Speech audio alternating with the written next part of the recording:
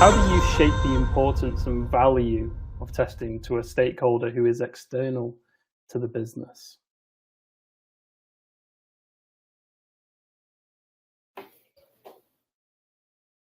I need a bit more information about this question too. So maybe Jesse can write in the comments. Because I talked a bit about the digital product studio, I think, in the first question. My thinking here maybe is I'm probably a customer, maybe external to the business, or maybe it's a third party stakeholder. I don't know if you've ever been in those kind of situations. yeah, because I had been the closest stakeholder I can think of would be technically the client on that project where when I said them getting off my back, they were external to our business, so they were our client. So I'm struggling to understand this question. External to the business. Oh, maybe we can just ask Jesse to reframe it. So yeah. Could you please rephrase the question, Jesse? Yeah. I'm struggling a little bit. Sorry. Yeah, he's put yes, a customer external to the business. I'm guessing it's probably if you ever had a situation where those two are probably fighting each other. So the customer's like, I want this product next week, and then internally you're part of that conversation where we can deliver it to them, but it's not probably going to be of the best quality. How do you educate that customer that you maybe need a bit more time? Or are you usually shielded by that from maybe the product owner, for example? No. Might be that shield. No, when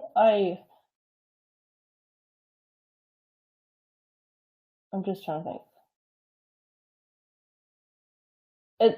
I feel like I'm saying similar things in these questions. I feel a bit bad. It's all right. No, there'll be a running theme for sure. Yeah, don't worry about that. It's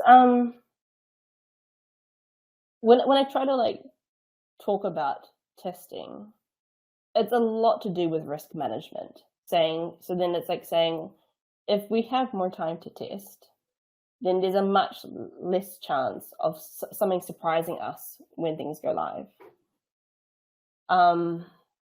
Whether or not you want to take that risk is up to you. But then I would say, based on my experience on other releases we've done so far, or in similar areas, that's really a risk I don't think you should take. But I have to make sure that I've communicated clearly what those risks are, or where things could go wrong. And then not say with testing itself, but in terms of shaping the importance and value of testing to a stakeholder, it's also about. So this isn't external to the business, but for me, the stakeholders I have at my organization who I'm not as close with, having to focus on building those relationships, because there's what I say, and then there's who I am to that person to be believed. And I've always thought that people are more open to ideas from people they trust, from someone who they think is a credible source. So then the issue isn't just about communicating about testing, but making sure you are a credible source of information for them. So slowly building that trust over time, being reliable. So then if you need to convince them of something, then they're going to listen. Realistically, if it's a one-off conversation, that's how hard or easy that will be to do depends on their starting point. Because if they're like, look, it'll be fine, and you don't, let's say the customer's like, oh, it'll be fine, it's a small change. I've done small changes like this, or what they believe is small change. I've done small changes like this. They had no problems. We'll just quickly fix it and then go. And then you don't have an existing relationship with them. Then, honestly, good luck. No, but that's not very nice. But it's your chances of success does depend on the context.